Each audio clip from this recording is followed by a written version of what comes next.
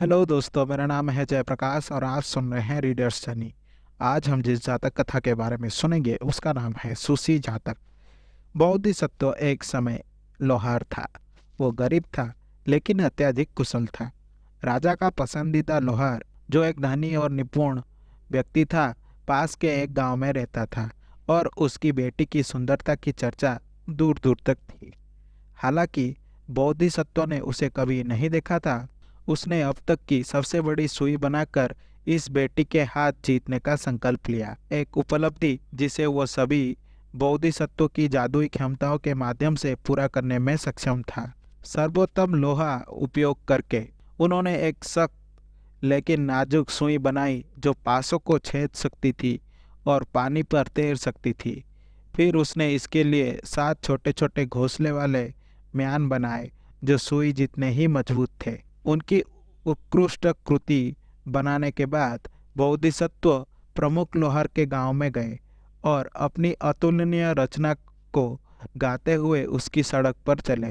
बेटी बाहर थी, अपने पिता को ताड़ के पत्ते से हवा दे रही थी और बोधिसत्व के आवाज सुनकर आनंद से अभिभूत हो गई। वो उससे मिलने गई और बताया कि लोहारों के गांव में सुइयां बेचना कितना मूर्खतापूर्ण था। उसने उत्तर दिया कि उसकी सुइयां इतनी अच्छी हैं कि उसके पिता आश्चर्यचकित रह जाएंगे। प्रधान लोहार बोधिसत्व की सुई को देखने के लिए सहमत हो गया और उसने गांव के अन्य सभी लोहारों को भी इसे देखने के लिए बुलाया। प्रधान लोहार ने सोचा कि यह सुई है, लेकिन बोधिसत्व ने यह दिखाने के लिए इसे अपने नाखून से खोला कि यह वास्तव में एक म्यान था। 6 बार और उसने एक म्यान खोला और लोगों ने वास्तविक सुई देखी तो उन्होंने हवा में कपड़ा लहराया और खुशी से अपनी उंगलियां चटकाई। सुई की ताकत को प्रदर्शित करने के लिए बोधिसत्व ने 2 मजबूत लोगों को पानी के कटोरे ऊपर निहाई पकड़ा दी और उसने सुई पर जोर से प्रहार किया और सुई को पानी में गिरा दिया। अन्य लोहारों में से किसी ने भी कभी इस अविश्वसनीय चीज की कल्पना नहीं की थी और प्रधान लोहार इतना प्रभावित हुआ कि उसने उसी समय अपनी बेटी की शादी बोधिसत्व से कर दी। बाद में जब प्रधान लोहार की मृत्यु हो गई तो बोधिसत्व ने उसका स्थान ले लिया।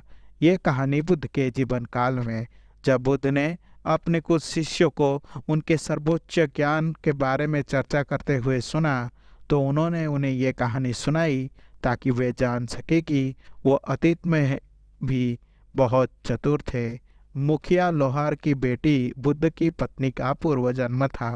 आशा करता हूँ कि आपको ये जातक कथा अच्छी लगी होगी। अगर आपको मेरी वीडियो पसंद आई तो इसे लाइक करें और शेयर करें और ऐसे वीडियोस देखने के लिए मेरे चैनल को सब्सक्राइब करें।